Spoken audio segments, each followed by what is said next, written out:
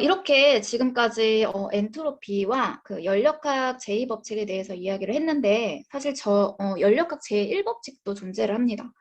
연력학 제1법칙이랑 에너지 보존 법칙이라고 하고요. 닫힌계에서 나중 상태의 에너지와 처음 상태의 에너지가 같은 걸 의미를 합니다. 여기서 에너지란 뭐 운동 에너지, 위치 에너지, 열 에너지, 복사 에너지 등 모든 형태의 에너지가 포함이 됩니다. 그리고 연력학 제2법칙은 엔트로피 증가 법칙이라고도 하죠. 시간에 따라 엔트로피는 증가하는 경향이 있고요.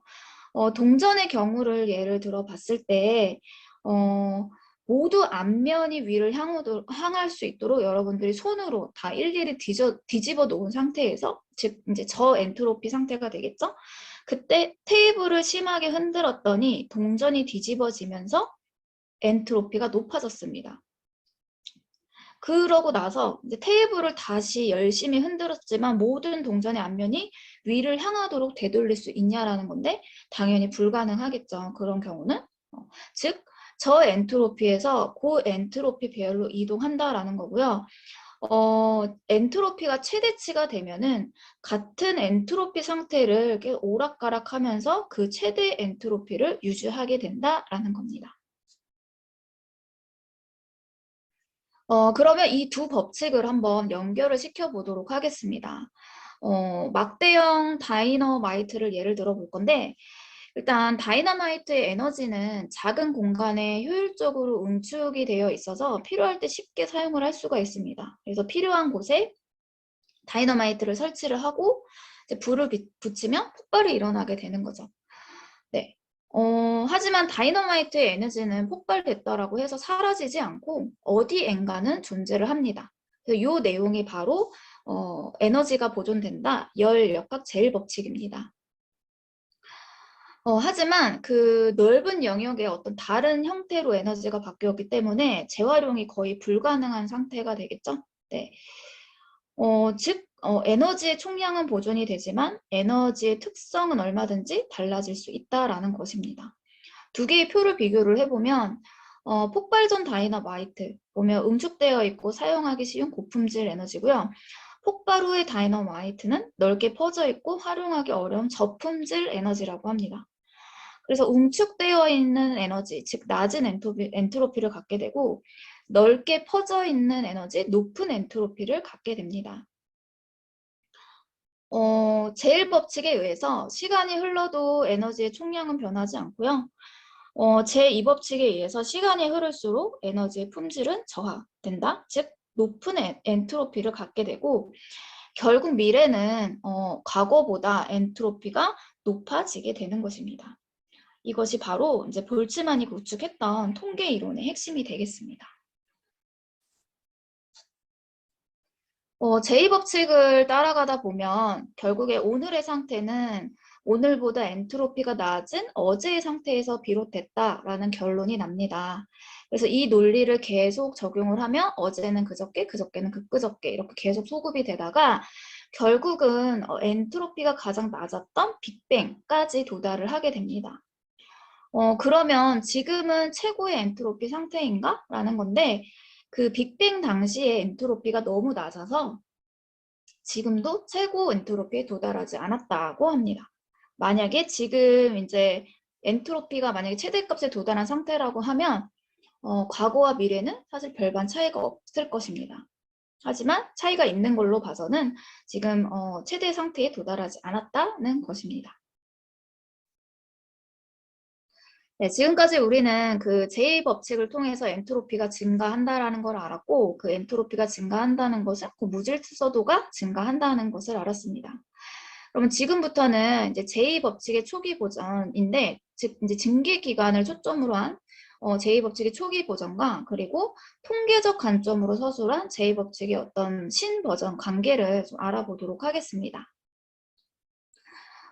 뜨거운 후라이팬 손잡이를 이제 손으로 잡게 되면 그 뜨거운 열기가 이제 손으로 전달이 됩니다. 네, 이 과정을 살펴보면 이제 손과 후라이팬 모두 이렇게 이제 입자로 이루어져 있는데 요 지금 B가 바로 프라이팬이고 A가 손입니다. 그래서 충돌 전에는 이제 후라이팬이 뜨거웠기 때문에 보시면 그 입자의 운동이 훨씬 속도가 빠른 걸 볼 수가 있고요. 상대적으로 A는 속도가 느립니다. 하지만 손으로 잡았어요. 그 충돌 후에는 B는 이제 속도가 느려졌고요. A 같은 손 같은 경우에는 속도가 빨라졌습니다. 이 속도의 변화를 우리는 온도로 체감을 하게 되는 것입니다. 즉 손의 분자가 빨라져가지고 온도가 올라간 것이고 우리의 손은 그것을 뜨거운 열기로 느끼게 되는 것입니다. 즉 프라이팬에서 손으로 전달된 것은 물질이 아니라 분자의 평균 속도이며 이것이 바로 열의 흐름이 되겠습니다. 정리를 해보면 온도가 높아진 손의 엔트로피는 증가를 하고요. 온도가 낮아진 프라이팬의 엔트로피는 감소를 합니다. 그래서 열이 B에서 A로 흐르면 엔트로피가 B에서 A로 이동한다. 이런 이론이 나오게 되고요. 근데 지금 분명히 우리는 엔트로피라고 하는 거는 증가하는 경향이 있다고 했는데 여기 보시면 엔트로피는 감소한다라고 되어 있죠. 네, 여기서 이제 좀 굉장히 놀라셨을 텐데 해답은 이거예요. 두 개를 하나의 개로 간주를 하는 겁니다. 하나의 개로 간주를 해서 각 물체, 손과 후라이팬의 어떤 뭐 온도나 평균 속도가 달라졌다 하더라도 그 엔트로피도 분명히 변했지만 요 하나의 개 전체의 총 엔트로피는 증가를 하게 된다라는 것입니다.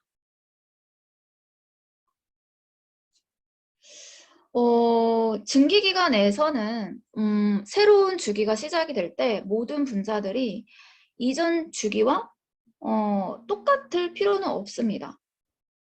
네, 전체적인 어떤 거시적인 상태, 배열만 이전 주기와 같으면 되는데 근데 동일한 거시 상태에서 다음 주기를 시작하기 위해서는 이제 한 주기가 진행하는 동안 증기기관이 얻은 그 열을, 엔트로피를 결국 주기가 끝날 때쯤 이렇게 외부로 방출을 해야 됩니다.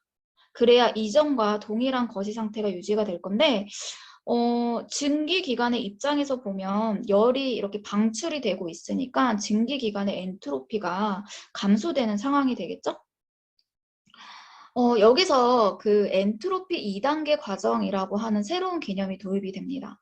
엔트로피가 감소되는 과정을 엔트로피 2단계 과정이라고 하는데 하나의 물리계 안에서 엔트로피는 감소할 수 있습니다. 지금 증기기관처럼 혹은 프라이팬처럼 감소를 할 수 있는데 그 내부의 감소량보다 주변 환경의 엔트로피 증가량이 더 많기 때문에 엔트로피의 총량은 항상 증가를 하게 됩니다.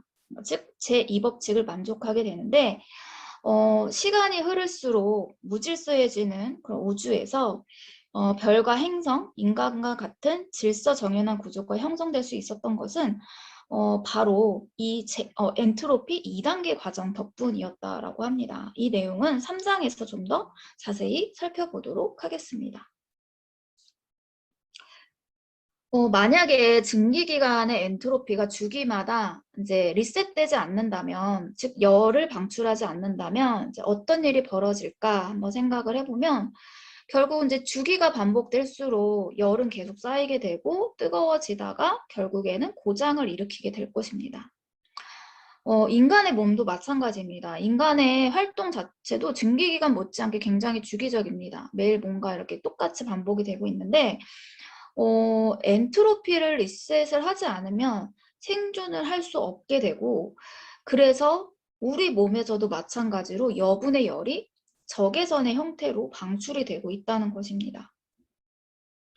지금 오른쪽 그림처럼 방출이 되고 있는데 이렇게 방출된 열을 외부, 즉 자연이 흡수를 해주고 있는데 만약 자연이 흡수를 해주지 않는다면 인류는 살아남을 수 없을 것입니다.